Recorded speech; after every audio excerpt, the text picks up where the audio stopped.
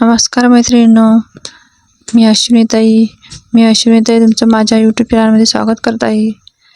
तर तुम्ही पाहू शकाल की इडली कशी कापसासारखी मऊ झालेली आहे आणि अशी परफेक्ट इडली बनवण्यासाठी मी तुम्हाला 3 टिप्स सांगणार आहे. त्यामुळे तुमची इडली लुसलुशीत मऊ होईल.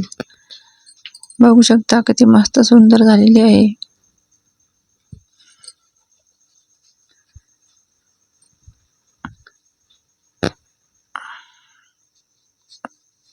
टेस्टी बनवण्यासाठी मी तुम्हाला तीन टिप्स सांगणार आहे. पांढरी शुभ्र झालेली आहे आपली इडली.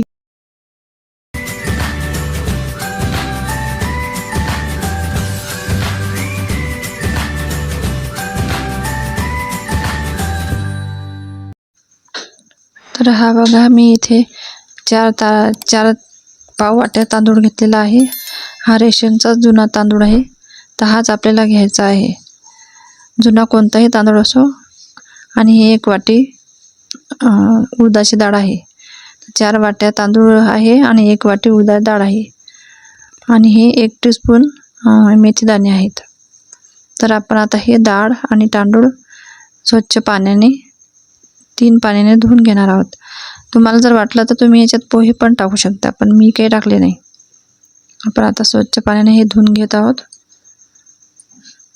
आणि आपल्याला रेशनचा तांदूळ घेतलेला आहे मी जुना, तर तुम्ही बघू शकता.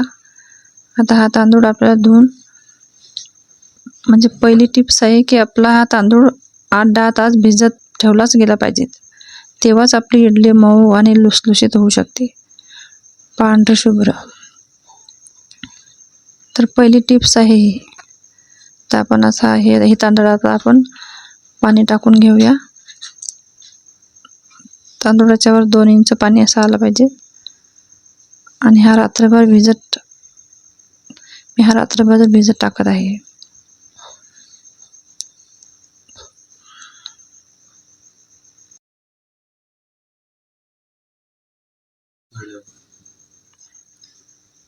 आता बघू शकता, हा आपला 8-10 तास तांदूळ भिजलेला आहे. तांदूळ आणि डाळ तर बघू शकता किती मस्त फुगली आहे डाळ आपली, किती मस्त नरम झालेली आहे. आता हे आपण मिक्सरला लावून घेऊया.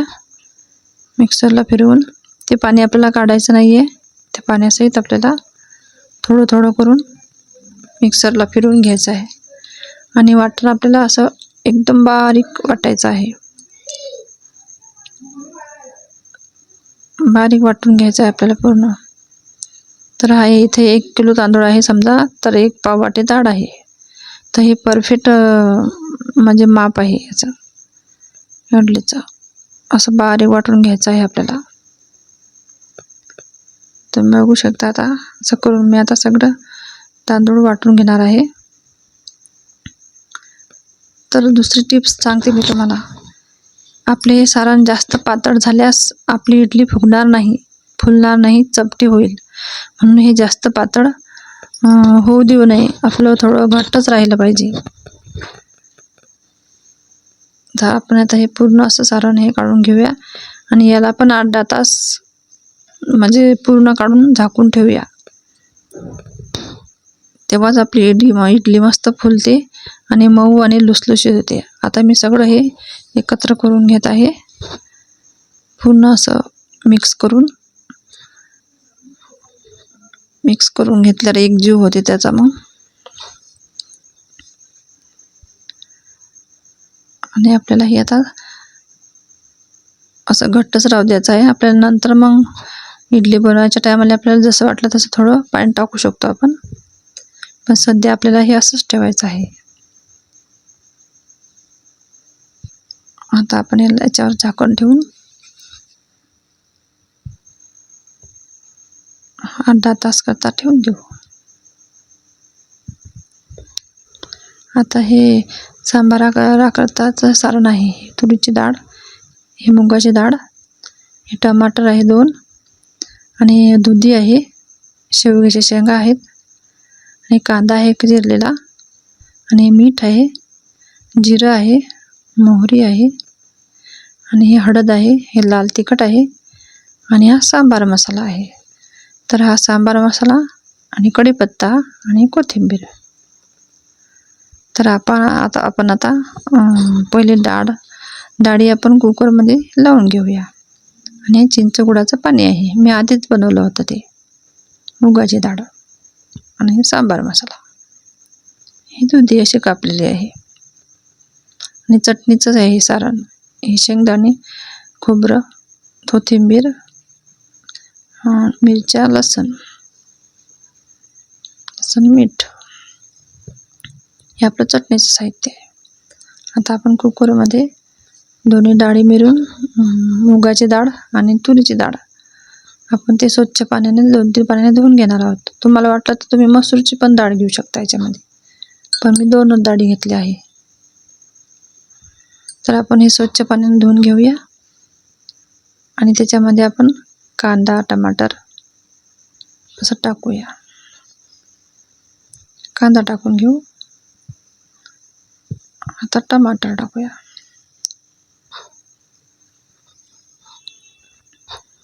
आता आपण याच्यामध्ये म्हणजे थोडं 1 इंचच पाणी टाकून घेऊया. थोडं मीठ पण टाकून घेऊया आणि हळद पण टाकून घेऊया. आणि कुकरच्या 2-3 शिट्ट्या काढूया आपण. पाणी असं थोडंच वर म्हणजे का ठेवायचं आहे 1 इंचच, कारण आपण टमाटर कांदा टाकलेला आहे ना याच्यात, त्याला घट्टसरपणा पण येतोय त्याच्यामुळे, कांदा आणि टमाटरमुळे. आता झाकण लावून याच्या 2-3 शिट्ट्या आपण काढून घेऊया.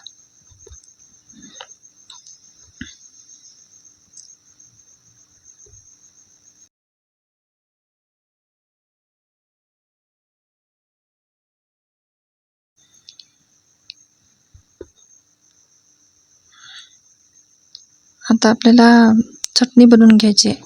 तर इथे मी शेंगदाणे टाकले आहे मिक्सरच्या भांड्यात, आणि शेंगदाणे भाजून घेतलेले आहे. थोडे लसूण पाकळ्या आहे 8-10, आणि हिरवी मिरची आहे. हे खोबरं आहे, सुकं खोबरं आहे, तुम्ही ओलं पण घेऊ शकता. सुकं खोबरं टाकलेलं आहे मी थोडं बारीक चिरून, आणि हिरवी मिरच्या आणि कोथिंबीर आणि मीठ. चवीपुरतं मीठ टाकायचं आहे थोडं, म्हणजे आपल्याला वाटलंच तर आपण सांबारासोबत बी खाऊ शकतो, चटणीसोबतही खाऊ शकतो. दोन्ही पण छान लागतं इडलीसोबत. ही आपली चटणी वाटून तयार आहे. आता आपण सांबाराला फोडणी देऊया. तर इथे मी 5 टेबलस्पून्स तेल टाकलेलं आहे. आता तेल गरम झालेलं आहे. आपण आता याच्यात मोहरी टाकूया. मोहरी चांगली तडतडली की आपण त्याला थोडं तडतड देऊया चांगले.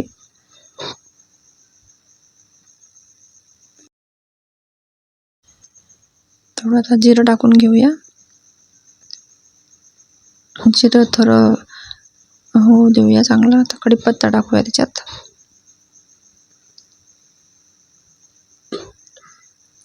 गॅस थोडा जास्त तापला होता तर मी बंद केला होता, परत चालू केलाय. आता थोडं हलवून घेऊया ते, आणि थोडा हिंग टाकूया त्याच्यात. थोडासा हिंग टाकूया. परत हलवून घेऊया आपण थोडं.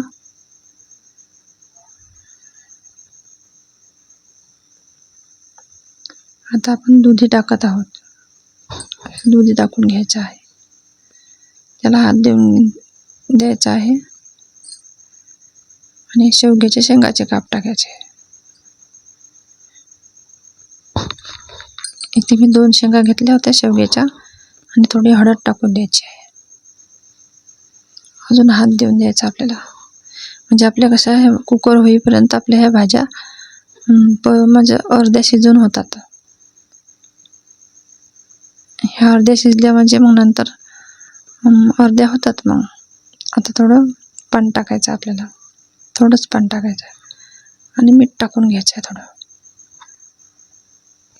आता भाजीवर आपल्याला 1 हात देऊन झाकण ठेवून द्यायचं आहे.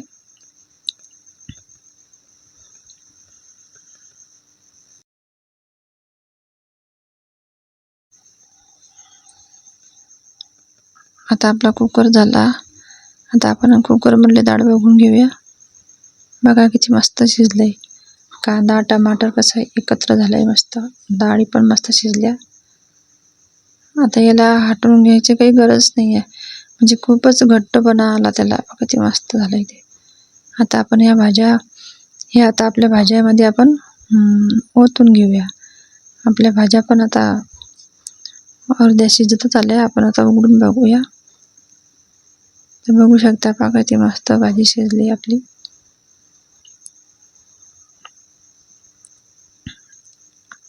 अर्ध्या भाजी शिजल्या. आता आपण त्याच्यात तर बघू शकता की किती भाज्या मस्त शिजल्या आहे आपल्या, आणि अर्ध्या भाज्या तर शिजल्याच आहे आपल्या. आता आपण याच्यामध्येच लाल तिखट टाकून घेऊया, म्हणजे तेलामध्ये मस्त चांगलं होते समजा. आपण आता इथे सांबार मसाला आपण टाकूया. आणि हो, हा सांबार मसाला मी घरीच बनवलेला आहे. तर हा सांबार मसाला मध्ये टाकणे अनिवार्यच आहे.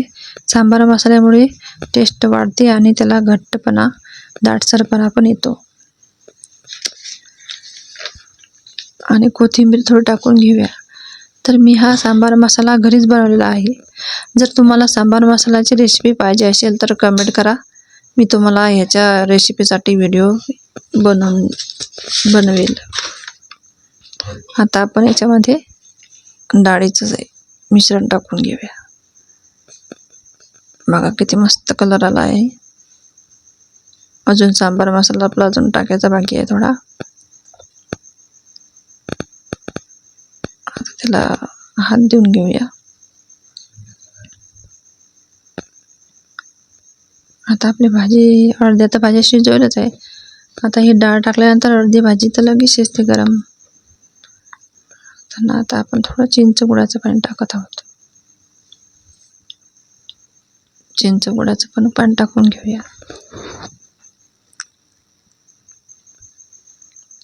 आता थोडा अजून सांबार मसाला टाकूया. चव खूप छान येते आणि घट्टसर पण आहे त्याला.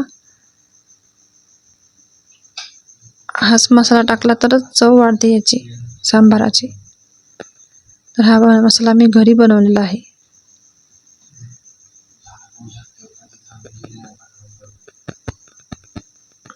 बघू शकता किती मस्त घट्ट झाली आहे आपली भाजी. आता याला अशी उकळी आणायची आहे आणि थोडं शिजायला ठेवायचं आहे.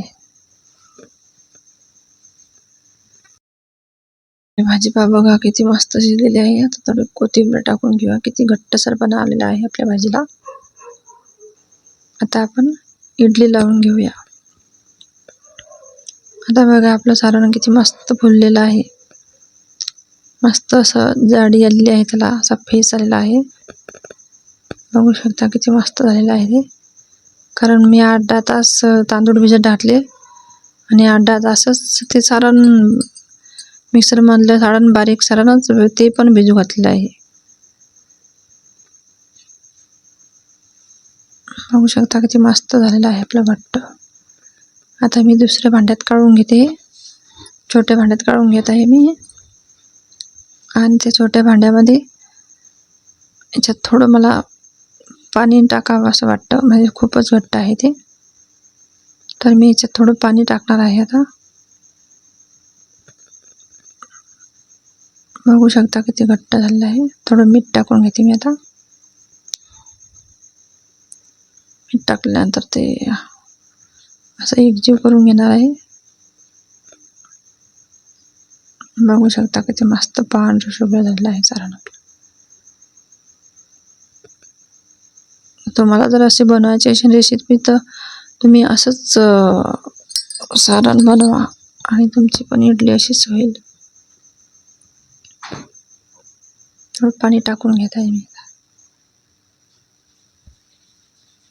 तुम्ही बघू शकता. आता मी इडली पात्रामध्ये इडली लावून घेणार आहे. तर माझ्याकडे इडली पात्राची कढई आहे. तर त्याच्यामध्ये 2 ताटं मी भांडे लावून देणार आहे. आता त्या भांड्याला मी तेल लावून घेणार आहे. तर एक भांड्यामध्ये 7 इडल्या बसतात, मोठ्या मोठ्या 7 इडल्या बसतात. तर मी आता दोन्ही भांडे लावून देणार आहे. तर 1 किलो तांदूळमध्ये माझ्या 60-70 इडली सहज बनतात. तरी माझं हे पात्र मोठ्या मोठ्या इडलीच आहे. 60-70 इडल्या बनतात.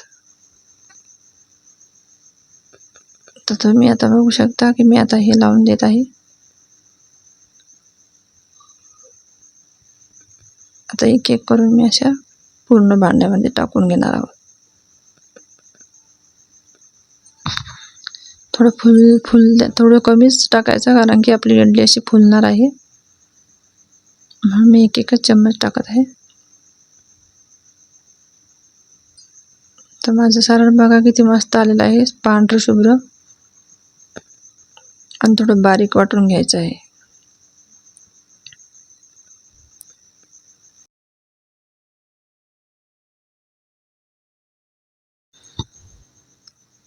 आता हे दोन्ही भांडे मी लावून घेणार आहे या कढईमध्ये. याच्यात पाणी टाकलेलं आहे थोडं. आता हे पाण्याला उकळी आलेली आहे, त्याच्यावर हे भांडं ठेवणार आहे मी आता पहिलं.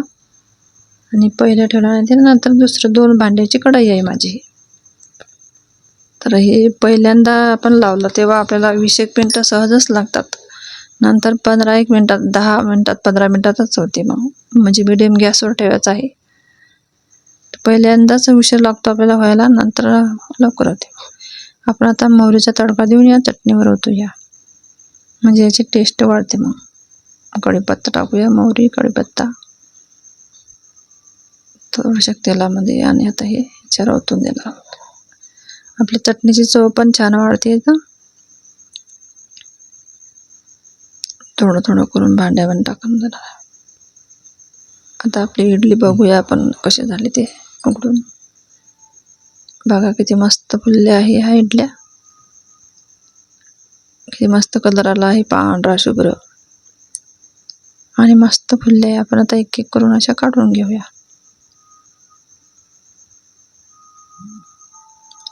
असे मस्त निघते, सहज निघतात त्या. बघू शकता किती पांढरी शुभ्र आपली इडली आलेली आहे. सांबार पण झालेला आहे, चटणी पण झालेली आहे, आपल्या इडल्या पण झालेल्या आहे. बघू शकता किती मस्त नरम झाली पहा, कापसासारखी. आता आपण ताटातच घेऊन घेणार आहोत. आता बघू शकता आपल्या सांबाराला किती घट्ट पण आलेला आहे. आपल्या शेंगा बी मस्त शिजल्या आहे, दुधी बी पण मस्त शिजला आहे. बघू शकता किती मस्त आहे. सुगंध बी छान येतोय. आता आपण ताटच घेऊया वाढायला. बघू शकता आपलं ताट किती मस्त दिसत आहे. आपली इडली पण किती छान झालेली आहे आणि पांढरी शुभ्र. आणि आपला सांबार पण किती मस्त दिसतोय. चटणी पण असं टेस्टी झालेली आहे. बघू शकता किती नरम आणि लुसलुशीत झालेली आहे. आता आपण याच्यात बुडू पण दाखवते मी तुम्हाला. बघू शकता तुम्ही, बघा किती पांढरी शुभ्र. तर तुम्हाला हा व्हिडिओ आवडला असेल तर लाईक, शेअर, सबस्क्राईब करायला विसरू नका.